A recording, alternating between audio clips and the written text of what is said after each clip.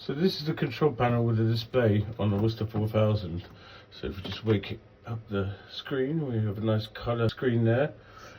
And here we have where we regulate the temperature of the hot water and the heating. This is our menu button where we can see all the relevant information. We've got boiler status here. It tells us the pressure, the temperature. Also, this is a system boiler, but on combi boilers there's more to it. But here we have information, and it tells you again system pressure with weather compensation. And also we can check our energy consumption. Usually in this, especially on a combi boiler, but this is a lot more modern than, for example, the Valent boilers.